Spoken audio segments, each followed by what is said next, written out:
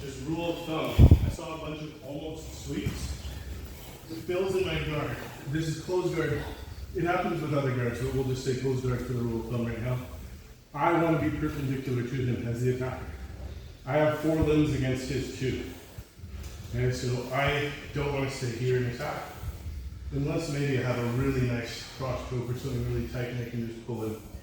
Generally though, I want to have his elbows up a bit higher and I want to kind of be forcing him to lean in. If I let his posture go back and sit in like a nice seiza, it's very hard. Unless I'm going to bump sweep him backward, it's very hard to get a really good attack. I want to be bringing him in. So you got to get your hip flexors and your abs doing a reverse crunch almost all the time like this. Pulling them in, getting them here. When they're loaded a little bit, that's what you want. And then you turn your body. So if I just even get a tricep grip, you guys will notice I do this all the time, and I go over here. That means I'm going to try to sweep you this way. Because I can't just go over this way, right? I need my legs to be bendable. So I want to try and get myself cross body. If I'm not cross body enough, I'll use my foot. And I'm also holding his body close to me, and I'm crunching him at the same time. I think sometimes people on the bottom, if you're not used to it, you think like my legs are here, he's leaning forward, I can relax. And that's when the guard gets passed. So when it keeps some rigidity, then all I need is a little bump this way. Right? Same thing with arm bars.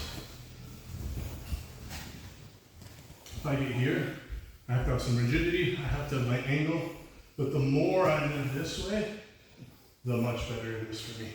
Harder for him to stack, harder for him to get any kind of threat of posture. He's far too in much danger. Okay? And the passer wants to be perpendicular. So reverse rolls. That's why we like to stand up. Because when you stand up, hold on nice and tight. When you do this, Phil and I are the same weight. Neither of us are powerlifters, so you guys should all be able to do this with people in your own weight division.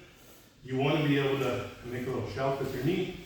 The elbows come in, and you kind of shimmy them, and then you force and you start passing from here. But you never twisted yourself. That sweep I showed where you get the far leg, it's totally twisting the body of the lower person to load up leverage. So as the passer, you either want to be lifting them and be very square, very parallel with them, or if you have to sacrifice posture, I try and do this with Steve because I can't just do this. This doesn't work. Go knuckles in the armpit, elbows in, but notice I'm still very much in the sagittal plane. I'm very much parallel here. Then I'll start to move my hips back, and I'll start to get here. And if you have short legs, you might be able to get your knee in there, break, slide down, and use that. But notice all the attacks are coming from this way for the bottom guy, and almost all the guard breaking, the guard opening, is coming from here.